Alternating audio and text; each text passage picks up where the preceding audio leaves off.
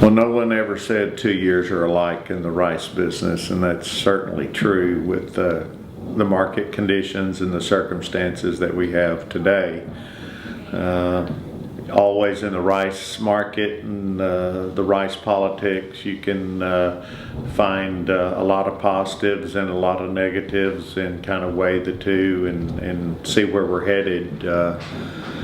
I guess the Farm Bill was a big issue and finally was resolved recently, not necessarily to farmers' liking, especially with the elimination of the direct payment.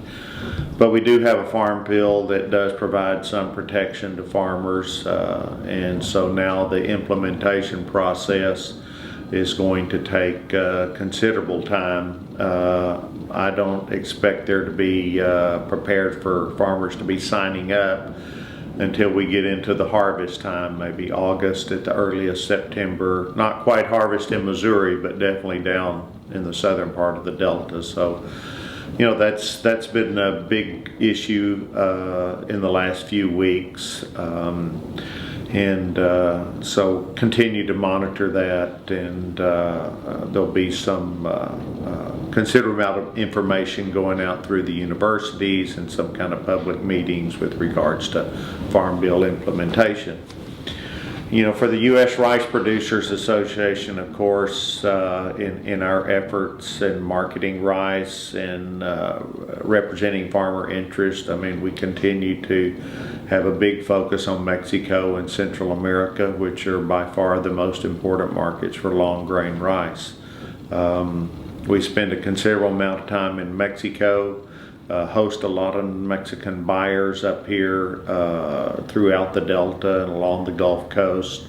Been involved in a new rail facility down in Louisiana that has become a big success. It gave farmers an alternative in the area to participate in that paddy rice market in Mexico that they had not been able to because of their location and freight rates over to the river, and being able to participate in that. So, Mexico continues to be a very big market for long grain. It's over 800,000 ton market, by far the most important market for long grain.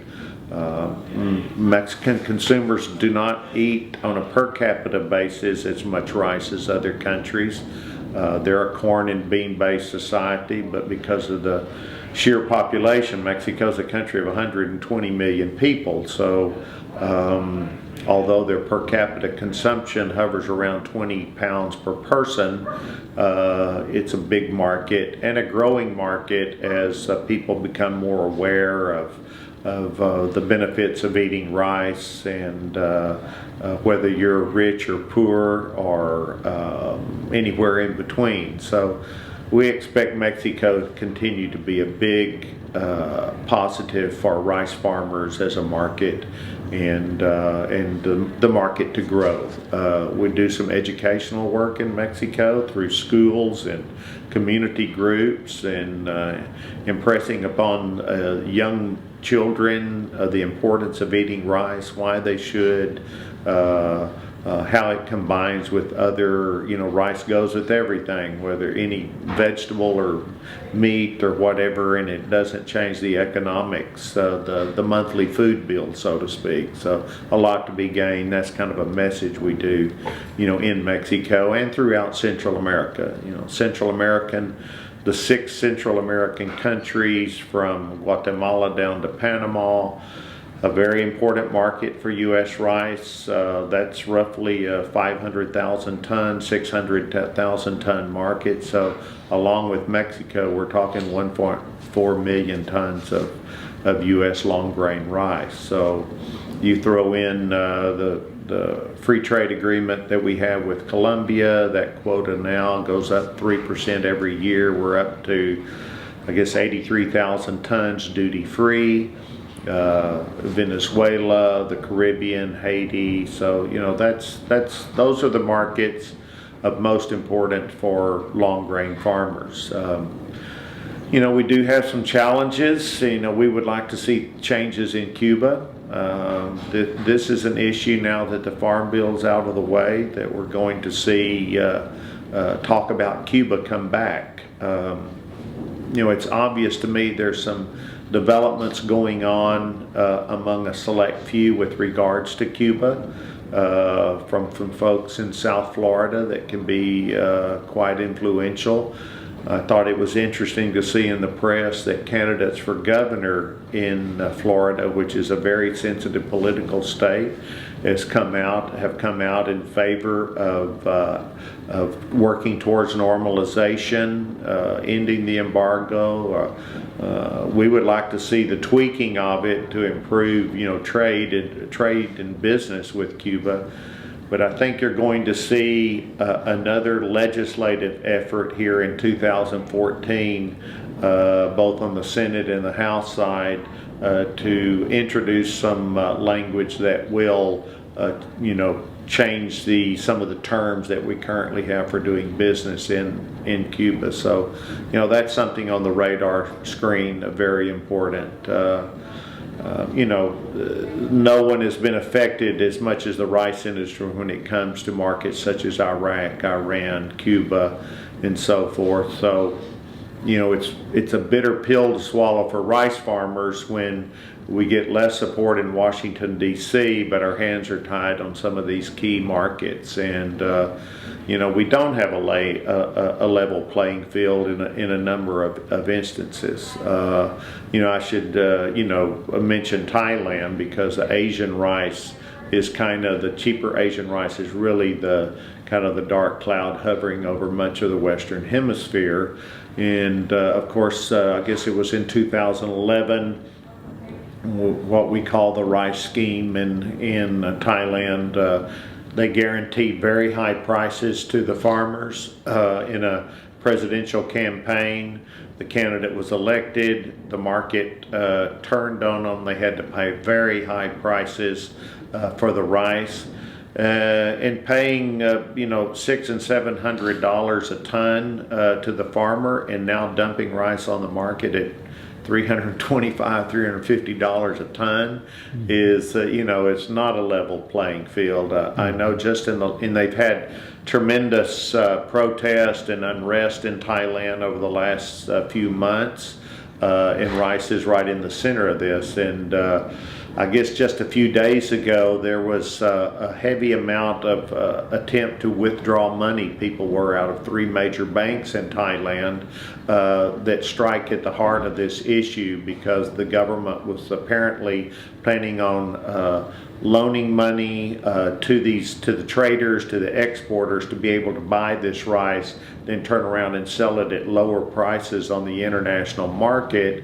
And it's causing a major banking scandal now in Thailand. And so, this is an area that affects, prices everywhere. It affects our business in Iraq. It affects our business in West Africa, shipping rice, to all of our markets. So we've seen Asian rice coming into areas of Latin America that we previously didn't, not in astronomical numbers, but it sure is something of concern in Mexico, as cheaper milled rice out of Vietnam and Thailand is going into there. So, that's something that the U.S. rice producers keeps their eyes on, keeps a conversation going with the USDA and others over that particular issue.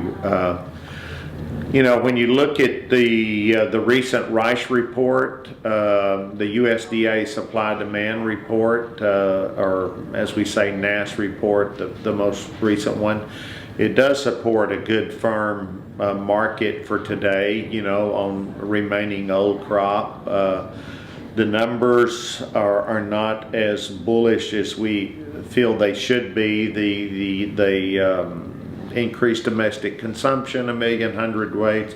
They lowered the carryover at 16 million hundredweights. I think that number is still too high. I think you're going to see, before we get into new harvest, I think you're going to see a single digit when it comes to the carryover number. And that doesn't necessarily mean we're going to have super high prices, but it's sure going to firm up the market as we start talking about new crop and the bids that are going on there. So these numbers, we've never had numbers this low since the early 1980s, I think. Before my time in the rice industry, but this is what the folks tell me. So, you know, that's definitely something to watch. We need more exports. We need our export numbers a little bit higher. You know, a dollar that's not quite as strong in a number of markets makes for good export numbers. So that's going to be something close to watch. But you know, here in the futures market, the March and May are very, you know, firmed up at, you know, 15.5, 15.60. So we'll watch that situation. I should mention China, because China has become a very important issue for the U.S. rice producers. I guess it was back in 2006 that the Foreign Agricultural Service granted the USRPA some money to do some consumer surveys in China. And we do not have a protocol. We're not able to ship rice to China, even if the Chinese were here to buy, because we have no protocol, phytosanitary protocol. But the USDA was like the idea of us going to China, let consumers taste U.S. rice. We did it in the upscale supermarkets of Shanghai and Guangzhou, where the upper class shop, somewhere between 2 and 4 million tons of rice in 2013, that made it the largest rice importing country in the world. This is bulk rice for the masses, so to speak. It's not a specialty, high quality rice. Comes a lot from Vietnam and their southern neighbors, but it contributes to the fact that China is, as time goes, is angling much more to the needs of protein, to produce protein. That's what the consumer wants, and to produce protein you need diesel and corn and soybeans to produce animal protein. So the demands on water in China are a growing challenge. You can read lots of articles about water situation and the way the rivers are flowing and the water levels, and that's something that's going on in a lot of places, not just in China, but it's going on worldwide. And the old saying of Mark Twain that whiskey's for drinking and water's for fighting is becoming truer every day. You look out in California, what's going on, you know, with such a water problem, you know, that's going to stimulate an increase in medium grain acres here in the Delta this spring. And so but China, we're very enthused, you know, in this process. We hosted the Chinese government and their quarantine people, their inspectors. We've had potential buyers come here anxious to buy U.S. rice. We drafted the American Plant Health Inspection Service, APHIS, out of Washington, D.C., and the Chinese officials jointly drafted a protocol. That the copy of that protocol has gone back and forth as each side edits it. Week before last, the current edition of that was sent back to the Chinese in what we're hoping is one of the final steps. You know, bureaucracy is bureaucracy, you know, especially when you're dealing with two governments such as the U.S. and China. But all indications are that we're in the final step of this process, and we're not going to overtake the Chinese market, but a market such as China. We calculate that the high quality market for packaged rices could be a 250,000 ton market of high quality packaged rice. growth in the economic scale of China, the consumer, the higher middle class, upper class in China are increasingly demanding on quality, and so we think this is a big win for U.S. rice. But we're keeping our fingers crossed that we're in this last chapter of this protocol. We have a number of Chinese companies very anxious to be able to offer U.S. rice, packaged rice on the supermarket shelves. So this is an issue to stay tuned to. We were told we were crazy back 6-7 years ago, the idea of rice into China, especially back when they weren't even importing large amounts. But we could see what was going on internally in the country and the consumer habits and the change in demographics in China, and so that's obviously one of the Foreign Ag Service of the USDA agreed with us to do those initial studies. So we like the direction that's heading. So I could continue on. Let me think on a few other things.